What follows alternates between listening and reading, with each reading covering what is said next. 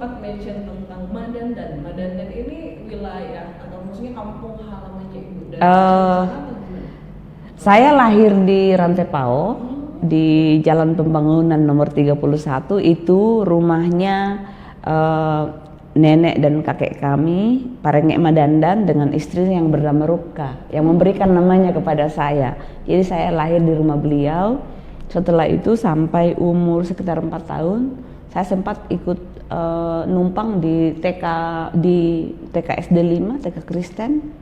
Setelah itu kami pindah ke Nanggala. Bapak saya jadi kepala kampung dan ibu menjadi ibu desa, karena sepupu ibu yang kepala desa waktu itu istrinya berada di Sulawesi Tengah. Jadi Mama Denu Pak yang menjadi pejabat ibu desa, istri kepala desa, ketua penggerak tim PKK segala macam. Nah, sekitar tahun 82, 84, 83 sekitar itu Bapak dipanggil dari Madandan untuk pulang menjabat sebagai kepala desa. Nah, kemudian setahun Bapak terpilih jadi kepala desa, pemilihan kepala desa. Jadi kami ke Madandan sejak tahun 84. Nah, saya karena waktu itu masih harus menyelesaikan ujian SD, jadi tahun 85 baru saya pindah ke Madandan. Jadi saya ada setahun di mana numpang tinggal dengan nenek di Nanggala. Di Nanggala. Iya. Berarti lahirnya di Rantepao. Lahir di Rantepao, kemudian ke Nanggala kemudian pindah ke Madandan. Habis itu masuk SMA, kembali lagi ke Rantepao, masuk kuliah ke Makassar karena kebetulan saya diterima di Unhas, dan sejak itu belum pernah lagi pulang untuk tinggal menetap di Toraja. Cuman datang untuk kalau Ya karena liburan. Karena ilmu yang kita terima sebagai masyarakat adat kan di sekolah-sekolah kan tidak pernah mengajarkan ilmu tentang kampung, bagaimana bertahan hidup di kampung. Ilmu yang diajarkan itu adalah, saya menyebutnya aman, kami menyebutnya ilmu pergi. Ilmu lupa kampung. Jadi semakin tinggi pendidikan kita, semakin jauh kita dari kampung.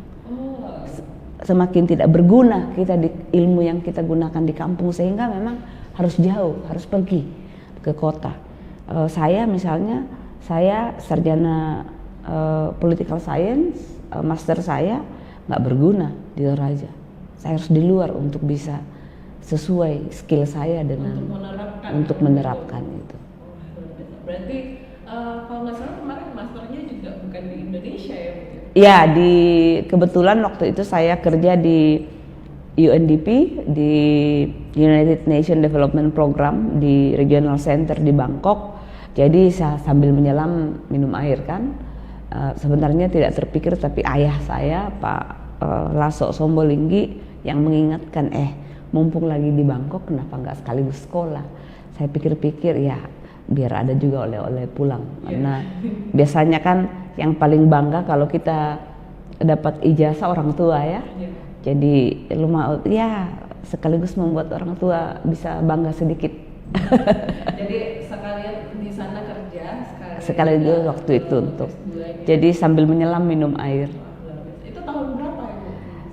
Saya dari tahun 2006 akhir sampai 2010 saya kembali lagi ke Aman, ke Indonesia.